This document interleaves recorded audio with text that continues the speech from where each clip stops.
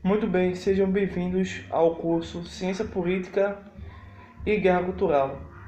Eu me chamo Luciano Firmino e é um prazer ter aqui você conosco estudando, aprendendo a, no que diz respeito ao conhecimento.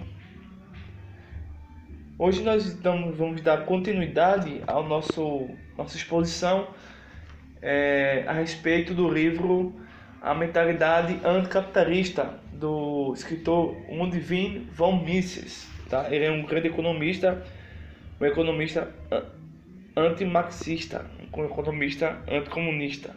Tá bom? Então,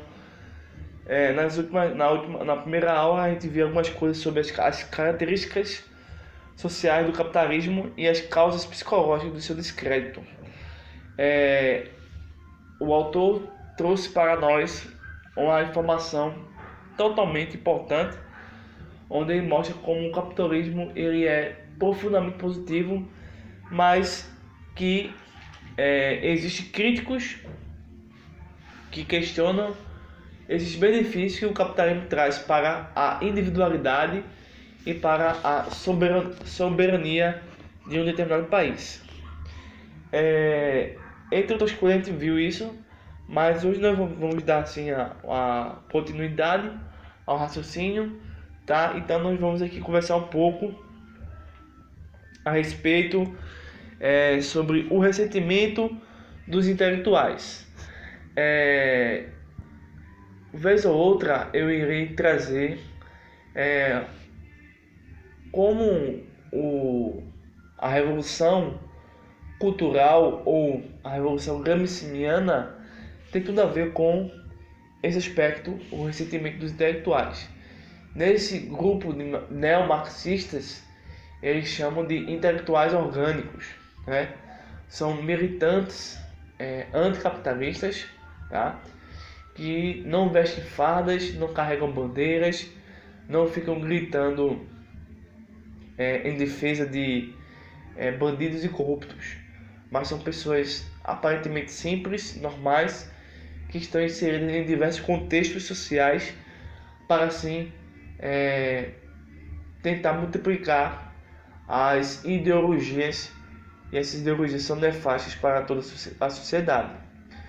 Então o ressentimento dos intelectuais nada mais é do que a existência de pessoas que têm um gabarito, que têm um vocabulário, que têm uma cultura acima da média, mas que eles aceitaram, sem nenhum tipo de questionamento, os ideais marxistas, ou clássico, o original, ou o revisionado, tá?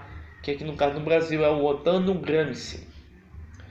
Então, pasmem e fiquem sabendo que existe sim pessoas nas universidades que acreditam que o comunismo, o socialismo, ele traz benefícios até mesmo superiores ao capitalismo. Isso é uma grande utopia, uma falácia, um argumento no qual não tem referente, não tem existência por si só. Mas por que ele trabalha essa questão? Porque para a gente não ficar pensando que só pessoas que são simples, né, que não tem alfabetização, são de esquerda, as minorias, né, assim por diante, mas nada disso foge do trabalho do escritor da obra deixa eu ver aqui, vou confundir aqui as questões, é a mentalidade anticapitalista, tá? Ele trabalha nessa obra a questão da mentalidade anticapitalista. Então, no livro, ele vai iniciar um ponto muito importante e ele vai destacar alguns sentimentos humanos dentro da nossa cosmovisão de sentimentos humanos decaídos, a questão da inveja e do ressentimento. Então ele diz assim no livro: contra pálidas abstrações como a administração, capital, Wall Street, geram ódio contra seres vivos e concretos. detestam o capitalismo porque conferiu a um, a um outro homem a posição que elas gostariam de ter. Então, o autor está dizendo muita coisa aqui, porém, o ponto importante é o seguinte, é que a mentalidade anticapitalista, que nada mais é do que o esquerdismo, a esquerda, o comunismo, o fascismo, o nazismo, né? Esses grupos de nomes que nós estamos dando, de subjetivos, eles trabalham em dois campos, tanto no mundo mental, tentando combater o conceito abstrato, né, de capitalismo, o conceito de livre mercado, eles vão combatendo isso. Mas também, eles combatem também o aspecto físico, sólido, material. Então eles trabalham tanto no mundo das ideias, né, esses intelectuais, quanto no plano material, social, humano, tá? Então não acho isso novidade, isso vem acompanhando todo o... isso tem acompanhado a história da humanidade, em que eles têm tentado dominar. Então, ele destaca essas questões para comprovar a sua observação, no qual o socialismo ele vai criar diversos sentimentos, e esses sentimentos são sentimentos anticapitalistas. Para quê? Para invejar e se sentir oprimido, né? Ele gosta muito de usar o termo opressor, oprimido. Então, quando a pessoa bate um sucesso na vida dessa pessoa, por esforço, pela meritocracia, pelo empenho, né? Esses grupos de pessoas, eles invejam, eles querem retirar a sua conquista de suas mãos, né? Fazendo de tudo para combater os benefícios do capitalismo. Um ponto importante foi o que aconteceu comigo ontem, ao ir para casa, aqui na estação de Prazeres, aí próximo ao mercado das Mangueiras, né, que é um mercado público. Se concentrava um grupo de seguidores do Partido dos Trabalhadores, do socialismo, e você observa que é um grupo que está ali necessitando de trabalho, é um grupo que precisa trabalhar. Eu vou explicar por que eu estou dizendo isso. A maioria eram mulheres, outras eram de movimento feminista, mas muito pouco, que nada mais é do que minorias, e consequentemente o trabalho daquelas mulheres não é bem pago, tá? Não trabalho bem pago, não sei exatamente como estavam recebendo, mas estavam ali trabalhando a favor do mal, né, desse socialismo, e não sabem realmente o que estão fazendo ali, nem sequer quem são essas pessoas, elas sequer sabem que existem no mundo, pelo fato de seguir uma ideologia que cega a mente, os olhos e as percepções.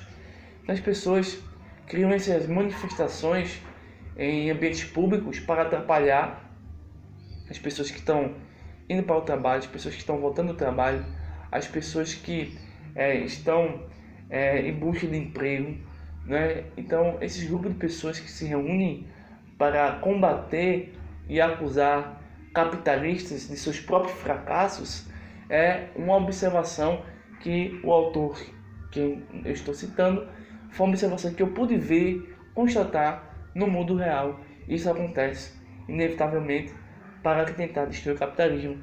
Na verdade, eles ao fazerem isso estão destruindo a democracia, a liberdade individual, o livre mercado, as indústrias, mas eles não querem ouvir a realidade, querem ouvir apenas a ilusão.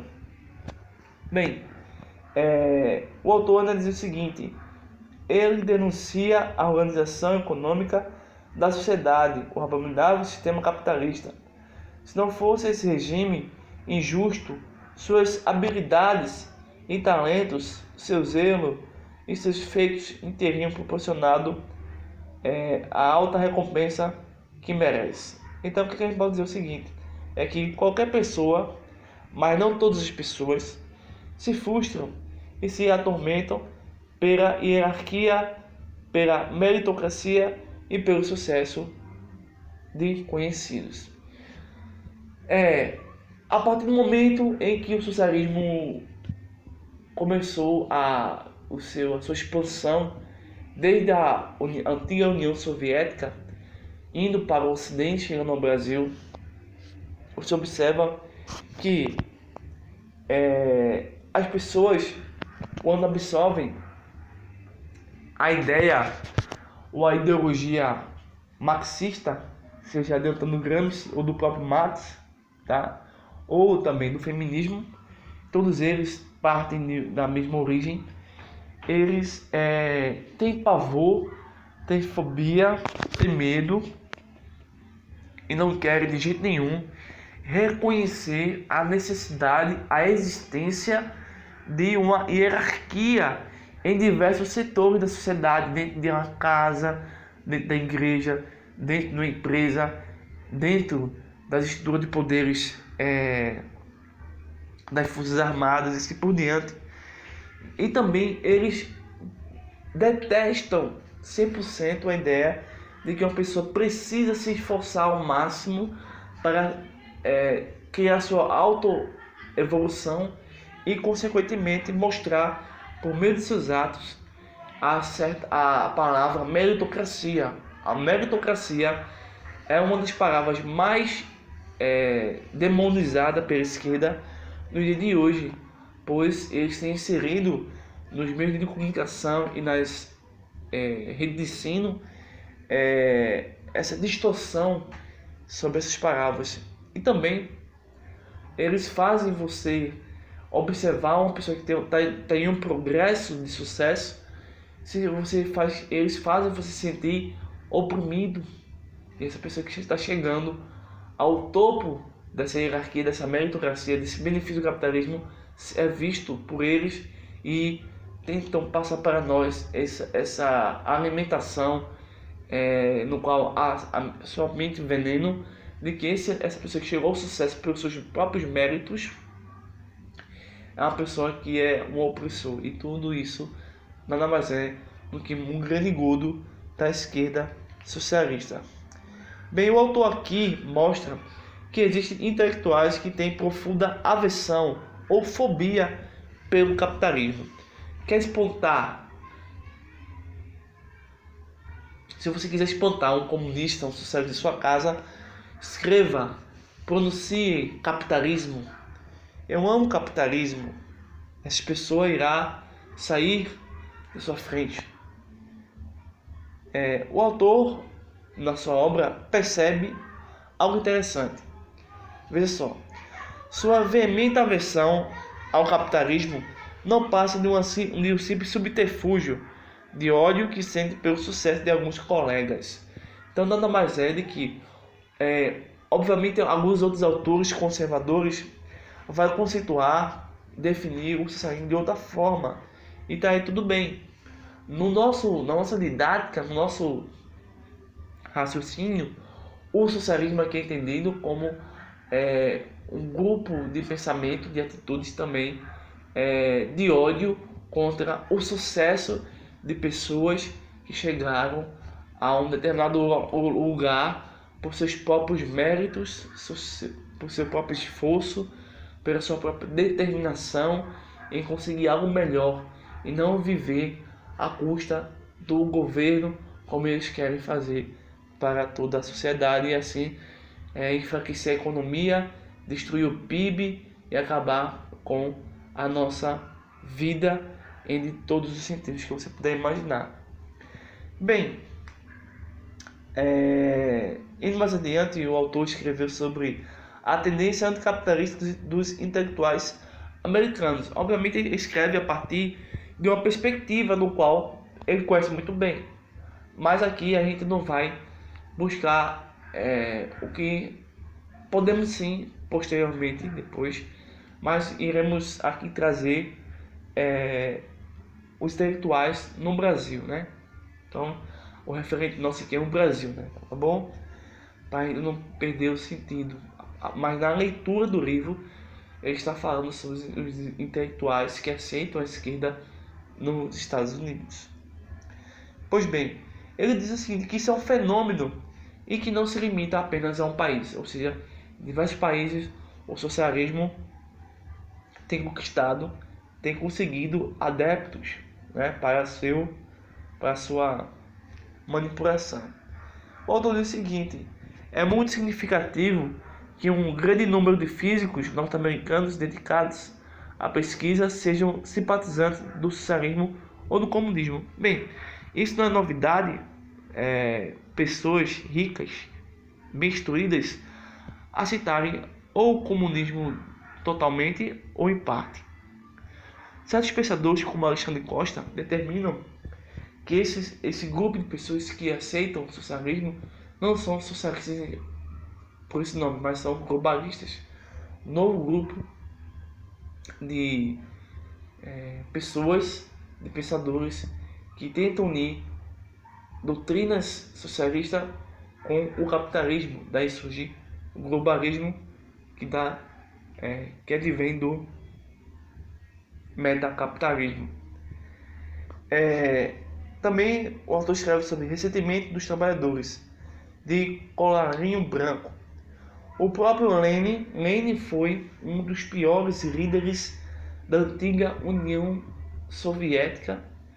E ele, junto com outros, mataram milhões de pessoas. Bem, o próprio Lenin e a maioria de seus colegas conspiradores nunca souberam nada sobre a operação da economia de mercado e nunca quiseram saber. Essa é a grande verdade. Tudo que sabiam sobre o capitalismo era que Marx o descrevia como o pior de todos os males. Sua única fonte de renda eram os fundos do partido, alimentados pelas contribuições, subscrições voluntárias e, na maioria das vezes, involuntárias, extorquidas e por desapropriação violenta. Hoje você decide obedecer ao capitalismo ou obedecer ao socialismo armado. Ao socialismo que dominou e foi implantado na Rússia, na antiga União Soviética. Ele tem uma certa, vamos dizer assim, prova de... Eles têm uma prova que condena a própria ideologia. Nada mais é de que 100 milhões de pessoas foram mortas por esse regime. Então, o socialismo não serve para nada. Bem, para Lenin, a função do capitalistas e empresário é o controle de produção. Isso é o que Lenin imaginava, e de distribuição dos trabalhadores e dos produtos. Isso é o que esse teórico imaginava.